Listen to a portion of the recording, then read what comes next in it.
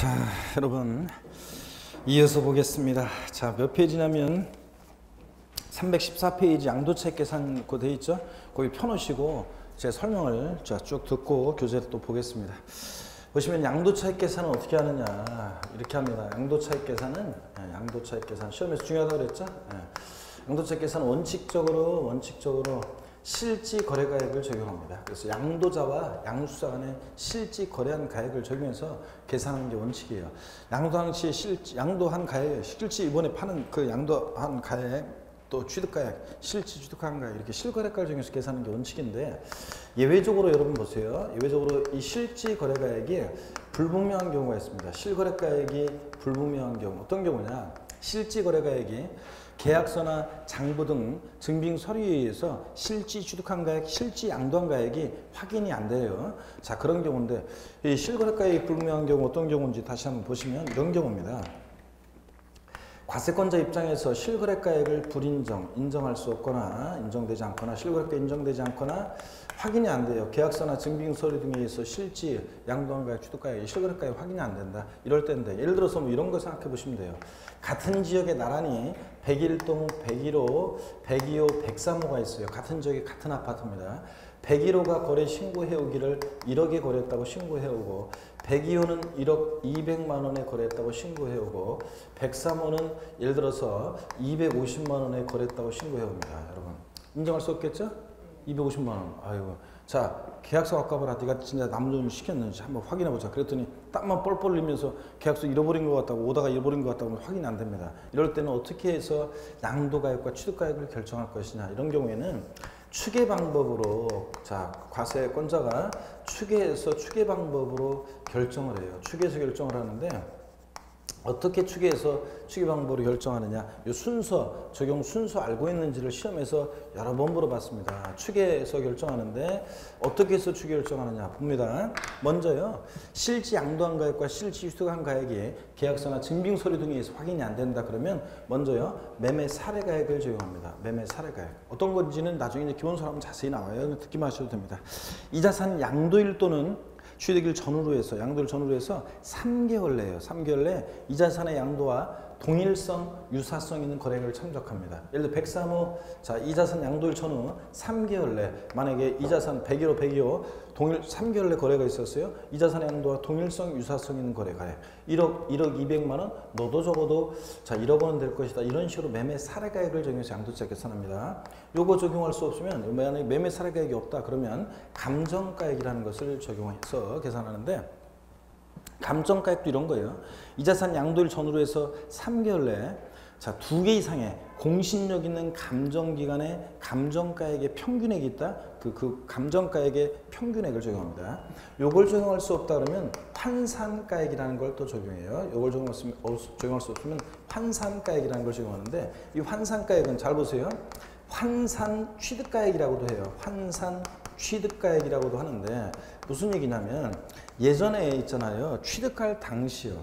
옛날에 이 자산을 취득할 당시에 그 취득 당시에 실지 거래가액이 취득 당시에 실거래가액이 불분명할 때 그랬습니다. 실거래가액이 취득 당시에 실거래가액이 불분명하다. 이게 무슨 얘기냐면 그래서 취득가액을 환산한 가격으로 계산하는데 지금은 여러분들이요. 지금은 자 내가 계약서를 잃어버려가지고 실지 취득한 가액을 모르겠다. 이렇게 할 수 없어요. 왜냐하면 지금은 여러분들이 실거래가세가 전면적으로 도입된 지금 전산화돼 있고 그렇기 때문에 지금은 여러분들이 어떤 부동산을 사면은 등기부에 등기도 되고 국세청 전산망에 실거래가 입력이 딱 돼요. 그렇기 때문에 지금은 뭐 계약서 잃어버렸으나 취득가액 모르겠는데 이게 말이 안 돼요. 그런데 예전에 1990년대 중후반에 어떤 사람이 부동산을 샀는데요. 나한테 판 사람은 그 당시에 기준시가과세가 원칙이어서 기준시가로 양도세를 신고했어요. 그 사람. 근데 나는 그 당시에 또 취득세도 시가표준액으로 신고하는 것이 관행이어서 시가표준액으로 취득세를 신고했어요. 근데 이번에 이 자산을 갖고 있다가 파는데 양도가액은 이번에 있잖아요. 근데 실지 취득한 가액, 계약서 잃어버렸으니까 확인이 돼야 한대요. 안 되잖아요. 이럴 때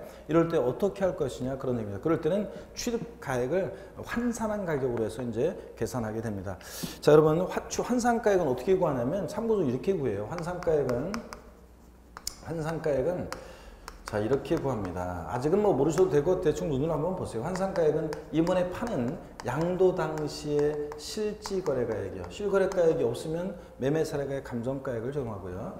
자, 여기다가 양도 당시 실거래가액에다가 양도 당시 기준시가분의 취득 당시 기준시가를 곱해서 구해요. 말하자면 기준시가를 가지고 실거래가로 환산한 가격으로 계산한다는 건데, 자, 어떤 의미가 있냐면 이런 의미가 있어요. 여러분 여기 보세요. 만약에 실지 취득한 가격은 요 정도 가격대예요. 굉장히 이제 오래됐어요, 산지가. 그래서 싸게 샀어요. 근데 지금 오래 갖고 있다 보니까 부동산 가격이 많이 뛰었어요. 실지 양도 가액은 이 정도 가격대에 있어요. 양도 차익이 이 정도예요. 그 양도 차익이. 근데 원래 이렇게 하면 실거래가로 계산하면, 근데 이걸 환산 가격으로 하게 되면요, 보세요. 우리가 이번에 가격이 많이 뛰었기 때문에 양도 당시 실거래가액은 커요. 예를 들자면. 근데 기준시가는 시가를 미처 못 따라가죠. 45%에서 뭐 55% 막 이렇게 결정되잖아요. 그러면 기준시가는 작아요.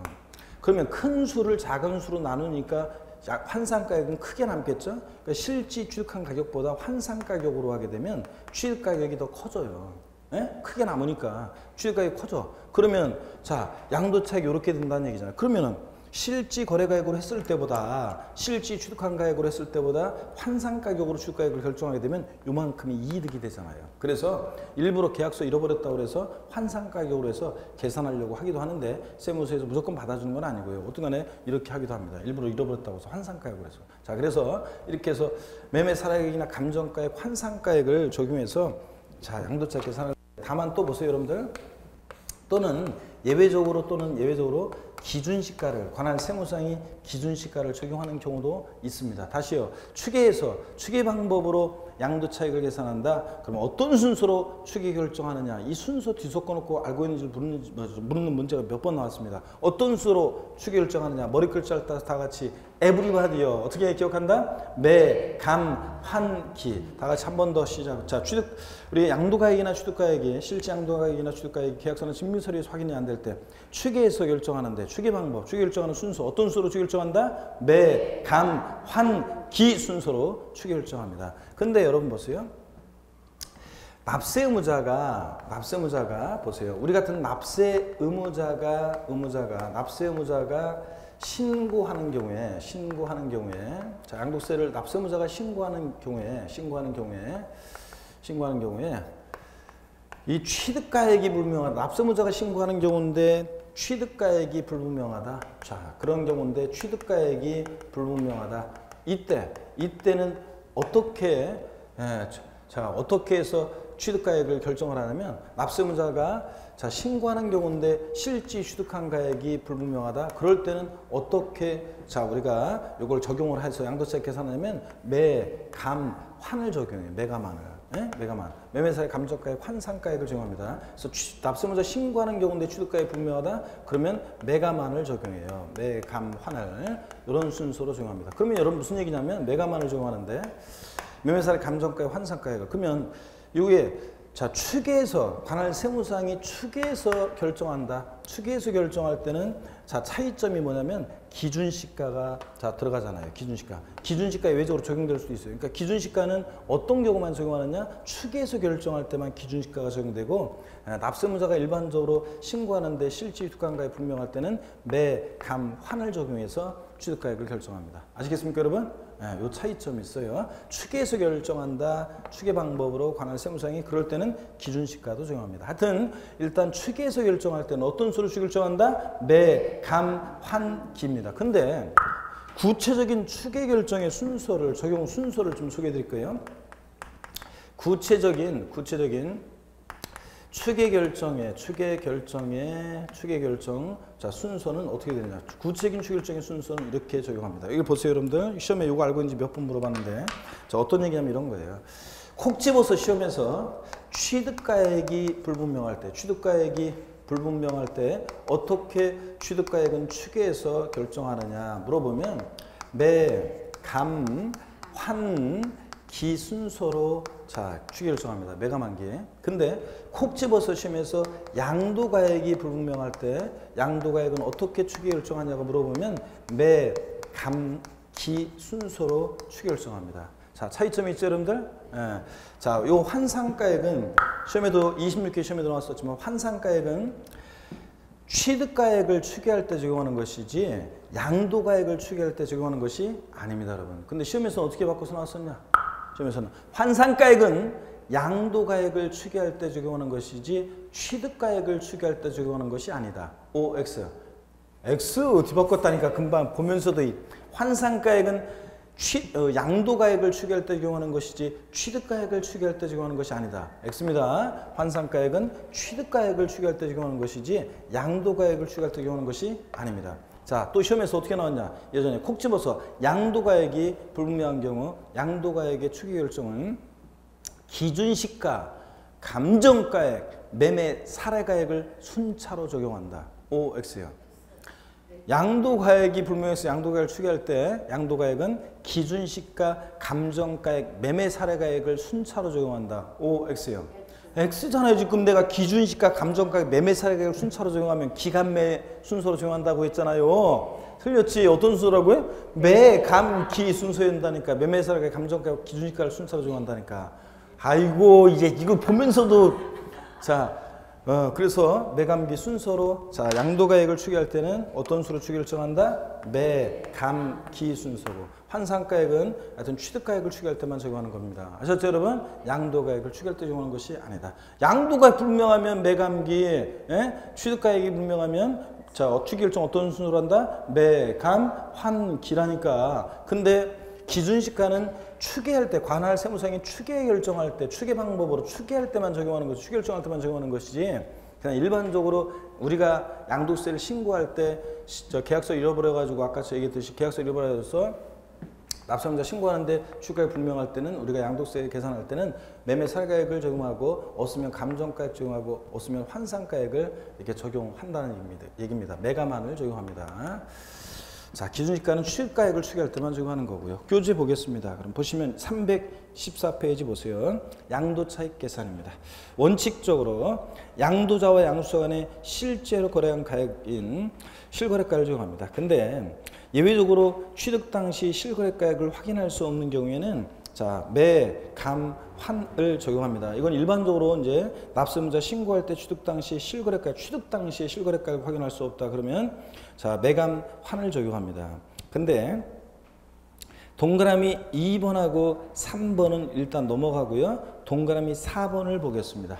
추계 조사 결정 경정 방법. 자, 양도가액과 실제 양도가액과 취득가액이 계약서나 증빙서류 등에 의해서 확인이 안 된다. 관할 세무서장이 세금을 계산할 때 추계서 결정 경정할 때는 어떤 수로 추계 결정 경정하느냐?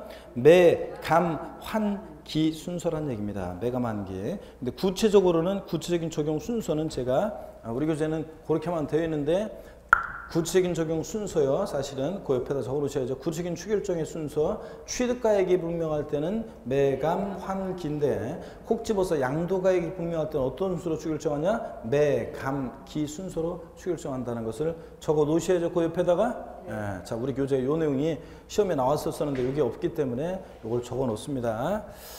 자, 그 다음에 그 얘기가 저 표현이 없기 때문에 우리 교재가 서술이 안 돼 있으니까 그 얘기를 거기다 적어 놓습니다.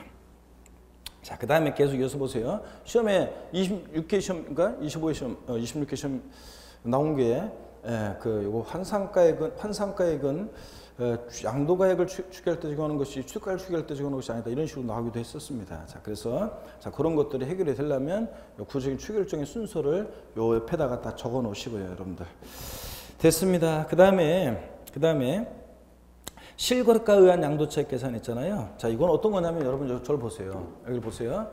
취득가액이 확인이 된다. 실지 취득한 가액을 적용한다. 그럴 때는 이제 기타 필요경비라고 그래가지고 자본적 취득과 양도비용 합한 금액을 필요경비로 인정하는 건데 제가 27회 시험 전에는 이게 시험에 가끔씩 아주 가끔씩 한 5년 이렇게 가끔씩 나왔던 건데 제가 한 5년마다 한 번씩 나오는 건데 제가 올해는 독립한 문제로 취득가액이 이제 실거래가 적용시 양도차익 계산할 때 이 필요경비 항목이 어떤 게 포함되는지 안 되는지 나올 거라고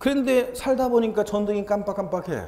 전구를 교체하는 비용은 유지 비용이에요, 개량 비용이에요? 유지 비용인 거예요, 여러분들. 이런 거 다. 에? 처음에 페인트 깨끗하게 칠했는데 지저분하니까 페인트 칠하는 거 다시 유지 비용입니다. 아셨죠, 여러분들? 그래서 이런 것들은 증빙 서류를 보관할 필요가 없는 거고. 에? 자, 근데 자본적 지출액은 증빙 서류를 보관하셔야지 필요금비로 인정받을 수 있는 거고요. 자, 이렇게 해서 여러분들 수익적 지출액, 자산의 현상과 능률 유지하는 데 들어가는 자, 이런 수익적 지출액, 도장 비용, 방수 비용, 도배장판 비용, 전구 교체 비용 같은 이런 것들. 뭐 이런 것도 있어요, 심지어는. 단독주택인데 담이 이렇게 있었는데 비가 와가지고 담의 일부가 무너졌어요. 그 담을 보수하는 비용은 유지 비용이, 그러니까 자본적 지출액이에요, 아니면 수익적 지출액이에요? 예? 단독주택 담이 있었는데 담의 일부가 무너졌어. 예. 그래서 그 담을 보수하는 비용은 자 이게 자본적 지출액이에요, 수익적 지출액이에요? 예?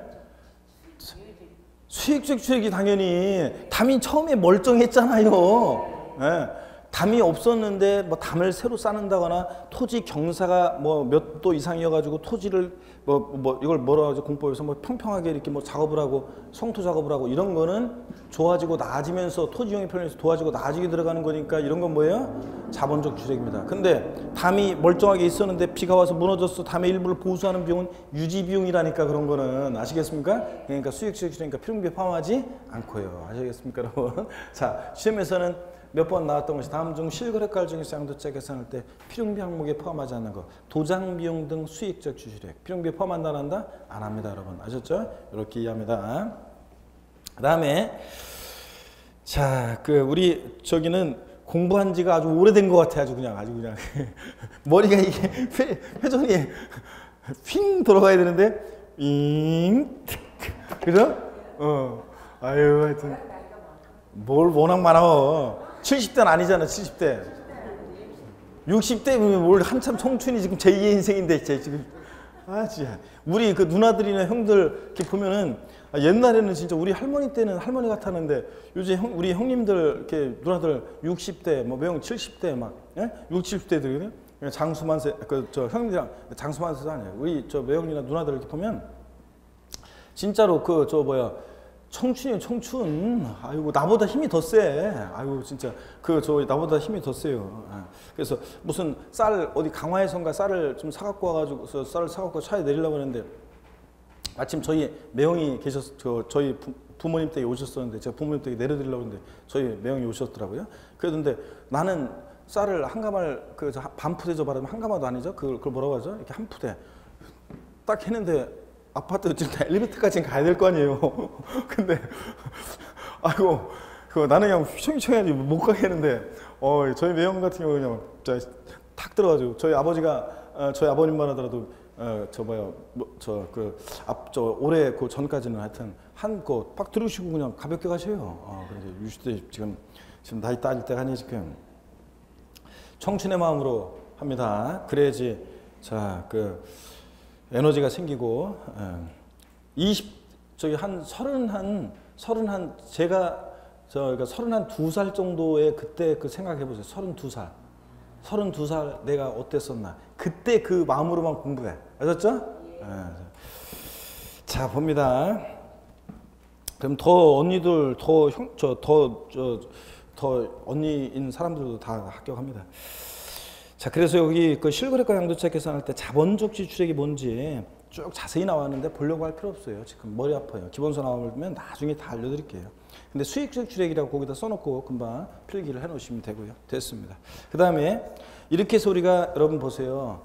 자, 양도차익 계산이요. 원칙 실거래가를 적용하는데 실거래가액이 불분명하다 그러면 추계 방법으로 매감한기 또는 매감기 적용해서 추계 결정하기도 하고 또 납세무자가 신고하는데 취득가액이 불명하면 매감한을 적용해서 이제 우리가 양도차익을 계산했어요. 자, 그러면 양도차익 계산하면 이제 양도소득 금액을 구하기 위해서 양도차익에서 공제되는 게 뭐라고요? 장기 보유 특별 공제입니다. 그래서 이 장기 보유 특별 공제 이게 어떤 건지 살짝 소개해 드릴게요. 기본서 나오면 자세히 나오는데 애기게 교수님 시간 끄는 건가 이렇게 페이지 얼마 되지도 않는데 왜 이렇게 길게 해요 그러는데 어쩔 수가 없어요. 짧게 돼 있는 걸 갖다가 내가 짧게 그냥 이거 읽고 지나가면 여러분들이 무슨 말인지 이해를 못 하잖아요. 그래서 좀 자세히 설명하고 있습니다.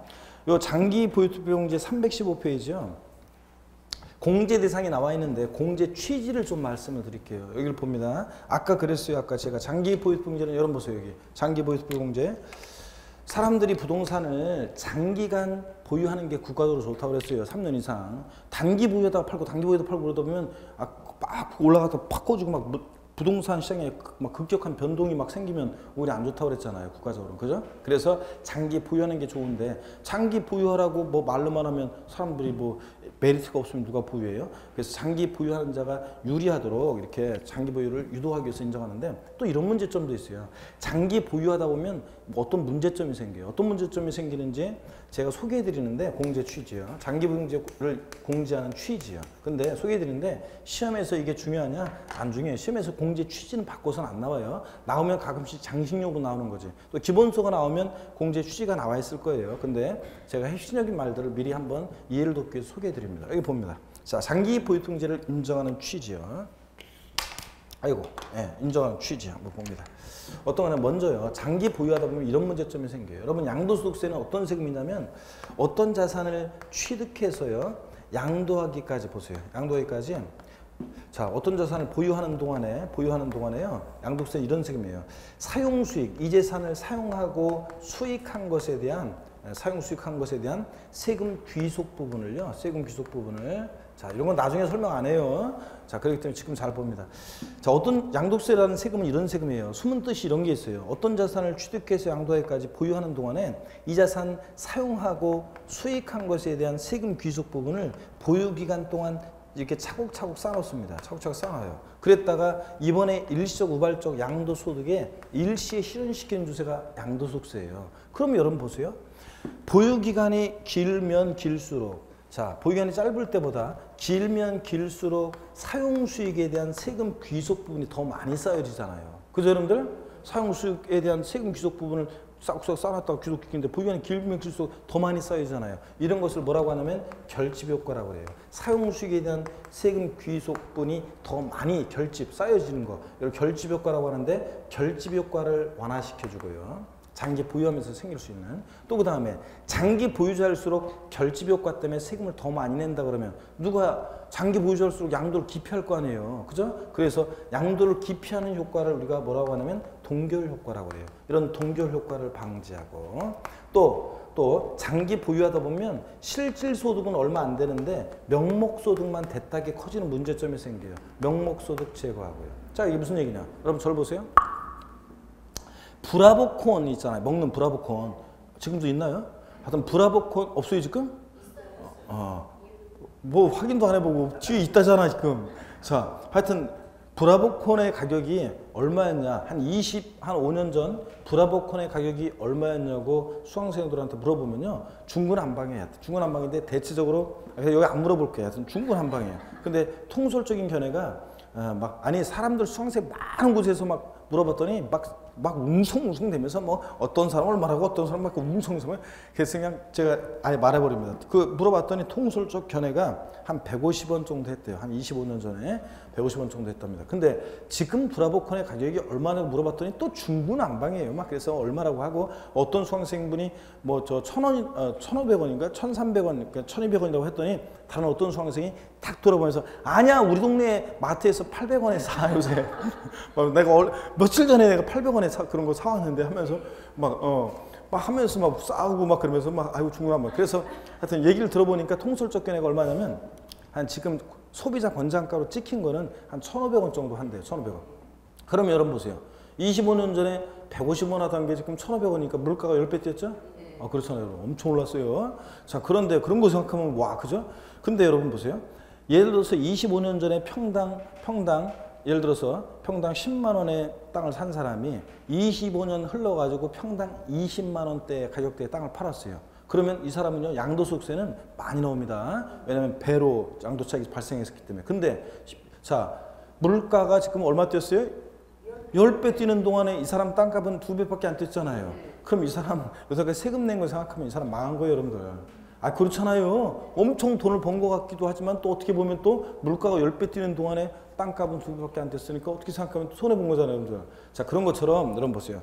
장기 보유하다 보면 실질 소득은 얼마 안 되는데 명목 소득만 커지는 문제점이 생겨요. 그래서 이런 장기 보유하는 게 국가적으로 좋은데 장기 보유하면서 생길 수 있는 결집 효과 완화시켜주고 동결 효과 방지하고 명목 소득 제거하고 장기 보유를 유도하고 장기 보유를 우대해주기 위해서 인정하는 거. 이게 뭐라고요? 장기 포유 특별공제입니다. 자, 그래서 이해하셨죠, 여러분들? 왜 장기 포유 통제라는 것을 공제해 주는지. 자, 그래서 보유한에 따라서 이제 공제를 해줍니다. 자, 그런데 315페이지 올해 장기 포유 통제는 차장 양도차익 관련해서 시험에 나오고 장기 포유 통제 시험에 독립하면서 나온다고 그랬어요. 제가 28회 시험에.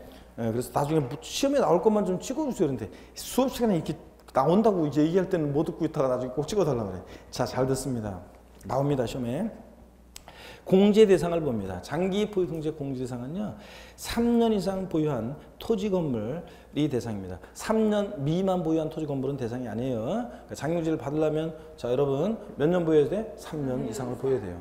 자, 어떤 수강생분은 자, 3년, 장기공제 대상은 3년 이상 보유한 토지 건물. 자, 물론 또 단 미등기항들은 제외합니다. 반드시 미출이요. 반드시 등기가 돼야 돼요. 다 등기가 된, 이거 다 미출이지 뭐 다 중요한 것들이에요.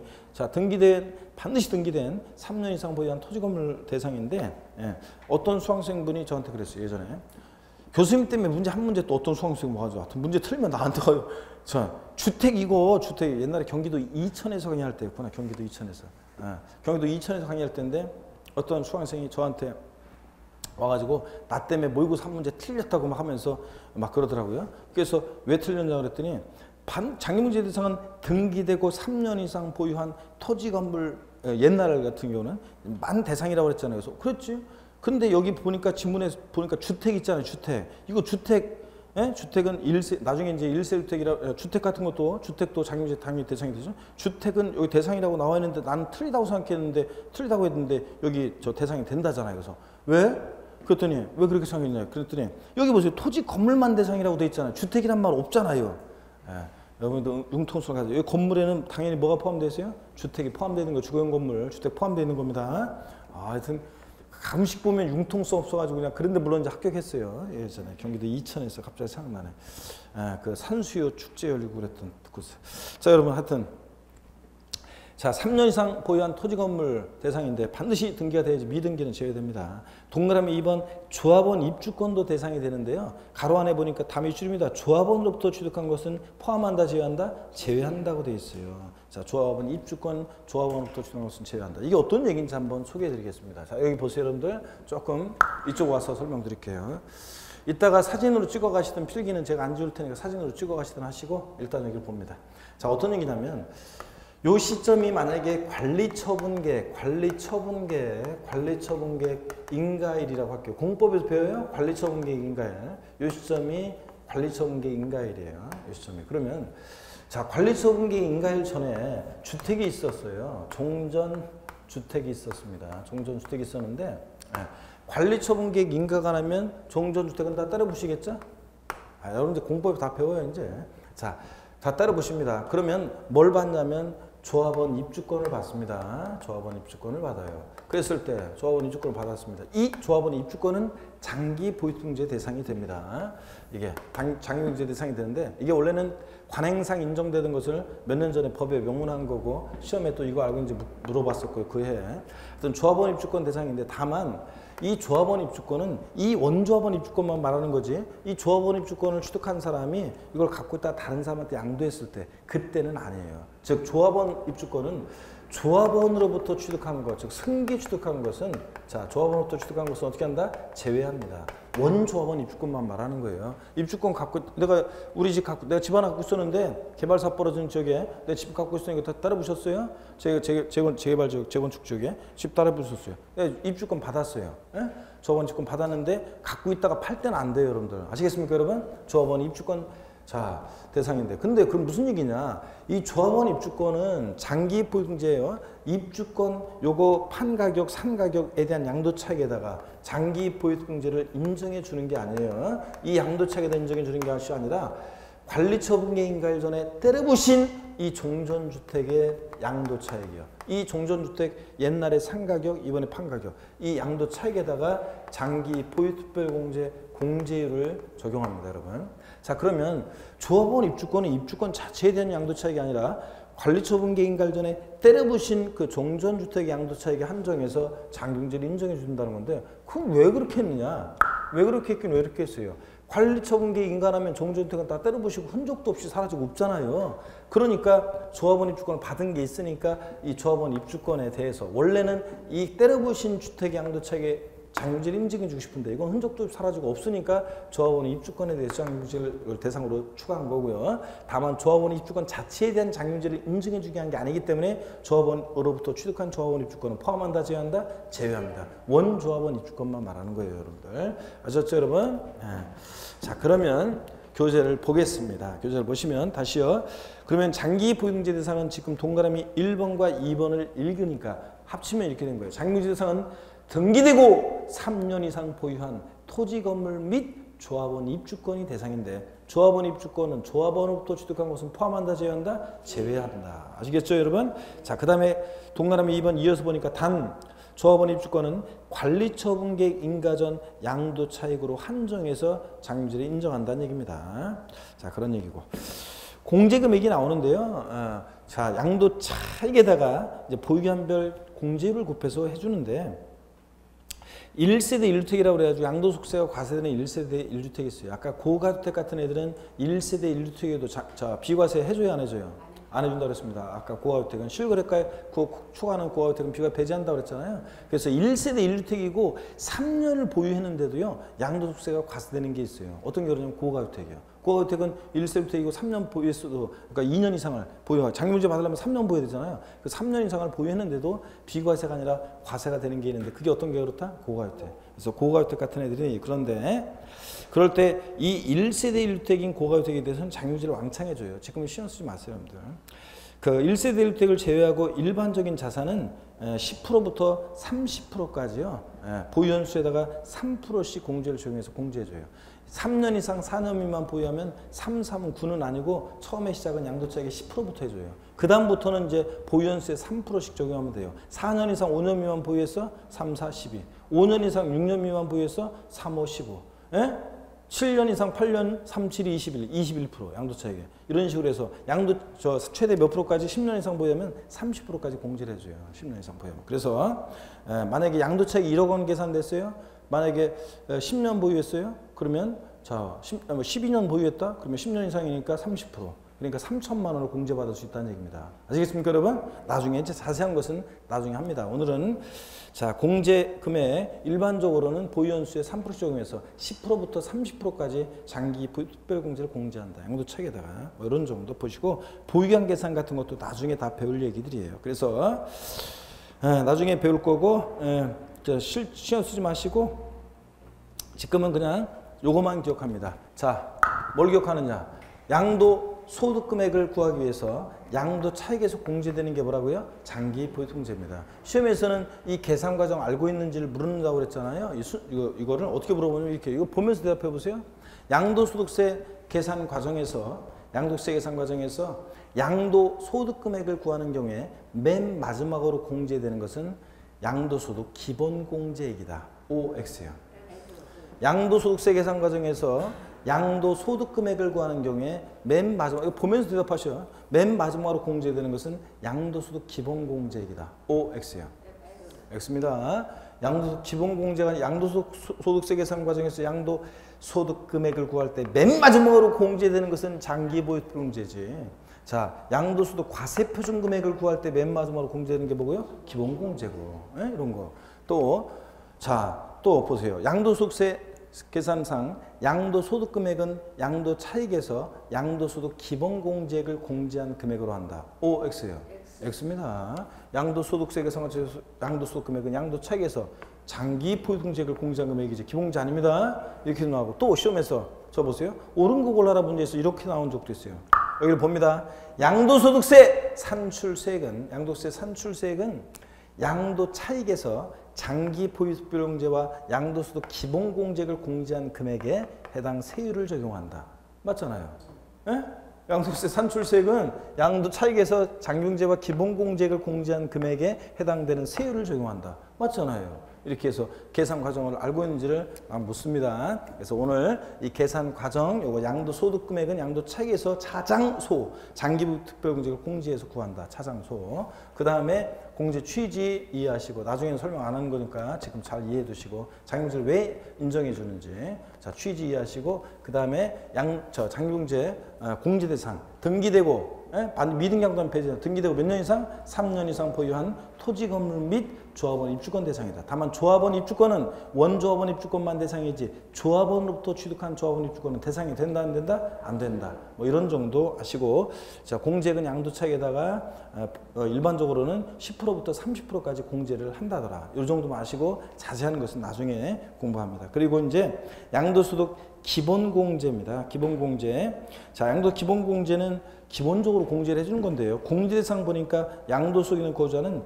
다 공제합니다. 자산의 종류, 보유한 관계없이 공제를 해줘요. 미등기 양도산 단 제외요. 밑줄이요. 자, 미등기 양도하면 제외돼요. 미등기 양도를 제외하고서는 싹 다 깔아줍니다. 그래서 여러분 여기 보세요. 양도 기본공제는 자산의 종류나 보유한 관계없이 공제를 해주는데 소득별로 연 250만 원 공제하는데 자세한 내용은 나중에 배워야 되겠네요. 여러분들. 소득별로 연 250만 원 공제를 해주는데, 그러면 이런 거예요. 여러분 저를 보세요. 나중에 이제 저한테 계속 들을 얘기가 양도소득 기본공제는 미등기 양도만 아니면 싹 다 깔아준다. 그래서 자산의 종류도 관계없어요. 아까 장기부 특별공제는 토지 건물 및 조합원 입주권만 대상이었잖아. 근데 기본공제는 모든 양도자산 다 돼요. 주식, 출자, 지분, 부동산에 관한 기타 자산 다 돼요. 또 보유한 장기 보유 특별공제는 3년 이상 보유했어야 되잖아요. 반드시. 그죠? 근데 기본공제는 3년 미만 보유도 받을 수 있어요. 뭐만 아니면 돼? 미등기 양도만 아니면 싹 다 깔아줍니다. 기본공제. 등기가 됐는데 안 된다? 그럼 무조건 틀려. 아시겠습니까, 여러분? 그래서 나중에 그런 것들 강조드리고, 그래서 과세표준 결정했어요. 곱하기 세율에서 산출세 구하는데 세율에 관한 것도 나중에 또 보시고요. 그래서 거기 공제 대상 정도만 밑줄 그시고, 그 다음에 공제 금액은 부동산, 주식, 파생상품의 뭐 소득별로 구분된 소득 금액에서 각각 1년에 연 250만 원 공제한다. 밑줄 쫙이야. 그것만 밑줄 그어놓고 갑니다. 하여튼 양도소득 있는 거주자는 다 돼요. 자산 종류, 보유한 관계없이 미등기 양도만 아니면 기본공제는 싹 다 깔아준다. 아시겠습니까, 여러분? 이렇게 해서 소, 기, 과세표준 구했어요. 이제 곱하기 세율인데 세율부터 다음 시간에 우리가 알려드리도록 하겠습니다. 오늘 자, 배운 것을 복습하고 오늘 마치겠습니다. 저를 봅니다, 여러분들. 오늘 양도소득세 양도의 유형을 배웠습니다. 양도세 양도는 사실상 유상 이전인데 양도로 보는 경우 자세히 다 안 배웠고 몇 가지만 배웠습니다. 매매, 양도에 해당하죠? 매매. 공매나 경매는요. 임의경매, 강제경매. 공매나 경매는 양도에 해당합니까? 네, 양도에 해당합니다. 임의경매는 강제경매든 공매든 경락든 받고 이전하니까 양도에 해당합니다. 그 다음에 수용 양도에 해당합니까? 네, 보상금 받고 수용권자한테 토지 소유권을 이전하니까 사실상 유상 이전으로 양도에 해당합니다. 수용. 그 다음에 교환. 거래 양당사자 금전이 유지상권 서로 맞바꿀 때 교환은 거래 양당사자 모두에게 양도소득세가 과세될 수 있다. 교환. 그 다음에 법인의 현물 출자. 양도에 해당한다고 했죠? 출자자 입장에서 보면 설립회사에게 부동산 소유권 이전하는데 주식 출자 좀 받고 이전하니까 법인의 현물 출자 양도에 해당하고, 또 대물 변제나 부담부 증여라는 것도 양도에 해당하는데 아직 안 배웠습니다. 나중에 자세히 배웁니다. 중요한 거고. 그 다음에 양도로 보지 않는 경우 무상 이전 양도에 해당하지 않죠? 양도 담보 목적으로 이전, 채권 담보 목적으로 이전은 양도에 해당하지 않는다. 단 양도 담보된 자산이 채무 불이행 등의 사유로 변제, 충당, 매각할 때는 양도에 해당한다. 이런 거. 그 다음에 환지 처분으로 지번 변경되거나 또 보류주로 충당되는 경우에 양도에 해당하지 않는다고 했습니다. 정책적 목적으로. 그 다음에 토지 지적경 개선, 변경, 지적경 개선, 변경을 위한 토지 교환은 양도에 해당하지 않는다고 했습니다. 원래 교환은 양도에 해당하지만 지적경 개선, 변경을 토지 삐뚤삐뚤하니까 지적경 개선, 변경을 위한 토지 교환은 양도에 해당하지 않습니다. 이런 것들 배웠고요. 그 다음에 무효 판결로 인한 소유권 환원이요. 잘못 온 거 돌려줘요. 자, 무효 판결로 인한 소유권 환원 이런 것들 양도에 해당하지 않습니다. 그 다음에 양도소득세 우리 양도 또는 취득의 시기를 배웠습니다. 양도소득세 양도 또는 취득 시기. 자, 매매 같은 일반적 거래는 원칙 어느 때를 양도 및 취득 시기로 한다? 예? 매매 같은 일반적 거래는 원칙 대금 청산입니다. 사실상 대금 청산이에요. 계약서와 상관없다고 그랬어요? 사실상 대금 청산이고. 불분명하다? 대금 청산이 불분명해? 등기 접수일. 대금 청산일 전에 등기를 먼저 하면 언제고? 등기 접수일. 그래서 실무적으로도 실무에는 제자분들이 교수님 양도 그 보유한 때문에 그런데 그 양도식이 취득식이 그게 좀 헷갈려요. 그런데 자 헷갈릴 거 없어요. 실제 대금 청산이라고 등기 접수일하고 비교해가지고 중 빠른 날 따지면 돼요. 일반적으로. 매매의 경우니까 대부분이니까 일반적으로. 자, 그 다음에 양도세 우리 비과세 되는 소득이 있는데 네 가지가 있었습니다. 종류. 파산 선고에 의한 처분으로 발생한 소득 비과세입니다. 파산 선고에 의한 처분으로 발생한 소득 비과세. 일정한 농지 교환으로 인한 소득 비과세. 일정한 농지 분합으로 인한 소득 비과세. 또 1세대 1주택과 부수토지 양도로 인한 소득을 비과세합니다. 1세대 1주택 비과세 요거는 1세대가 양도를 이제 국내 우리나라의 1주택을 해외에 있는 주택은 주택수익세는 포함해야 하나요? 안 해요. 국내에 있는 1주택을 몇 년 보유하고 2년 보유하고 양도하면 원칙 비과세입니다. 서울 과천 수도권 5대 신도시 거주기한 요건은 옛날에 있었지만 지금 폐지됐고 보유만 하면 돼. 2년 보유. 그럴 때 1세대가 1주택을 보유해야 되는데 물론 예외가 있다고 그랬어요. 2주택인데도 비과세 받을 수 있는 예외도 있고 2년 미만 보유했는데 비과세 받을 수 있는 예외도 있습니다. 비과세 배제되는 경우 1세대 1주택 비과세는 주택 양도소득뿐만 아니라 일정 면적까지 주택의 부수토지 양도량 소득 비과세합니다. 그 비과세는 주택 부속토지 범위는 주택 정착 면적의 도시적은 몇 배? 5배. 도시적밖은 몇 배? 10배까지 비과세하는데 그걸 넘는 토지는 비과세 안 해줍니다. 예. 그 다음에 또 미등기 양도하면 자기 명의로 취득이거나 취득하고서 등기하지 않고 팔았다. 미등기 양도하면 자 해준다 안 해준다? 안 해줍니다. 미등기 양도하면 1세대 1주택 비과세 배제되죠. 또 아까 봤지만 장기 보유등재 기본공제를 다 배제해요. 미등기 양도하면. 자, 그 다음에 미등기 양도하면 장기공제 기본공제도 다 배제하고 비과세도 안 해줍니다. 또 허위계약서 작성하면 업계약서, 다운계약서 같은 허위계약서 작성하면 비과세 해준다 안 해준다? 안 해줍니다. 또 고가주택 개념이 중요한데 고가주택을 양도했을 때도 1세대 1주택 비과세 배제됩니다. 고가주택이라는 것은 실지거래가액, 기준시가 아니에요. 실지거래가액으로 얼마? 9억 원 초과하는 주택이 고가주택이다. 고가주택이 해당되면 1세대 1주택 비과세 배제된다. 이런 것들 기억할 수 있겠습니까, 여러분? 네. 그 다음에 자 우리 양도소득세 계산 과정, 양도소득세 계산 과정 저를 봅니다. 양도소득세 계산 과정. 과세표준 특히 구하는 과정까지가 헷갈리잖아요. 어떻게 외우라고 그랬습니까? 가, 필, 차, 장, 소, 기, 과. 오늘 집에 돌아가면서 사람 딱 운전하고 가신 분은 차에서 마음대로 하시고 걸어가시는 분은 딱 봐가지고 사람 없다.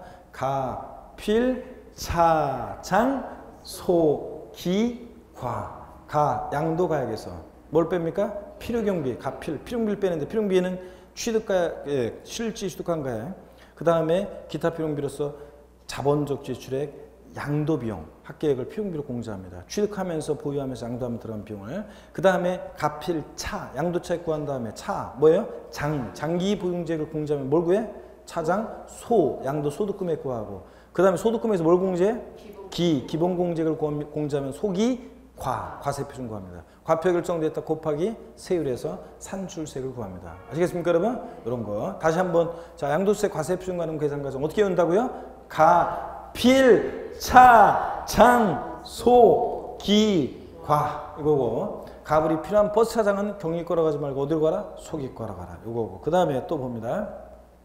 양도차 계산할 때 양도가액을 실거래가액에 따르면 취득가액도 양도가액을 실거래가에 의하면 취득가액도 뭐에 따른다? 실거래가액에 따르고 양도차 계산 시에 양도가액을 기준시가에 의하면 취득가액도 뭐에 따른다? 기준시가에 따른다. 쌍방 동일인 적용 원칙. 그 다음에 양도차 계산은 원칙 실거래가로 계산합니다. 양도자 왕수여거나 실지거래가액으로 계산하는데 이 실지거래가액이 계약서나 장부 등에 의해서 인정되지 않거나 확인되지 않거나 그럴 때 이 실지양도가액과 취득가액은 어떻게 해서 결정하느냐? 추계방법으로 결정하는데 관할 세무사항이 추계해서 결정할 때 추계방법 결정의 순서는 콕 집어서 취득가액이 불명하다고 할 때 취득가액은 어떻게 추결정한다? 매, 감, 환, 기 순서로 추결정하고 콕 집어서 양도가액이 불명할 때 양도가액은 어떻게 추결정한다? 매, 감, 기 순서로 추결정합니다. 환상가액은 취득가액을 추계할 때 적용하는 것이지 양도가액을 추계할 때 적용하는 것이 아닙니다. 그 다음에 납세무자가 신고하는 경우인데 실지 취득한 가액이 불분명할 때는 어떻게 적용해서 계산한다? 매, 감, 환을 적용해서 계산합니다. 그때는 기준이가 적용해야 안 해요? 안 합니다. 자, 이렇게 해서 이런 거. 그 다음에 가필, 차, 장소, 장기 보유공제, 장기간 보유하다 보면 생길 수 있는 문제점을 해소하고 장기보를 유도하고 우대주소 인정하는데 그럴 때 장기 보유공제 공지사항은 반드시 등기가 돼야 돼. 미등기양도 하면 안 돼요. 등기되고 몇 년 이상 보유한? 3년 이상 보유한 토지 건물 및 뭐 조합원 입주권만 대상입니다. 토지 건물하고 조합원 입주권. 근데 조합원 입주권은 조합원으로부터 취득한 것은 포함한다, 제외한다? 제외한다. 이런 거. 자, 그 다음에 기본공제는 양속 기본공제는 보유한에 관계없이 뭐만 아니면? 뭐만 아니면? 미등기양도만 아니면 싹 다 깔아줍니다. 자산의 종류, 보유한 관계없이요. 아시겠습니까, 여러분? 이렇게 해서 과세 표준을 구합니다. 자, 그래서 여기까지 오늘 하시고, 하여튼 여러분, 그 1월 15일 날은 스케줄 잡아놓지 마세요, 여러분들. 아예 달력에 딱 표시해놔. 스마트폰에 입력해놓고. 그리고, 자, 그 다음에 하여튼 크리스마스 여러분 하여튼 즐겁게 가족과 사랑하는 연인과 함께 잘 보내시다가 우리 다음 주에 씩씩한 모습으로 다시 뵙겠습니다. 고맙습니다. 수고하셨습니다.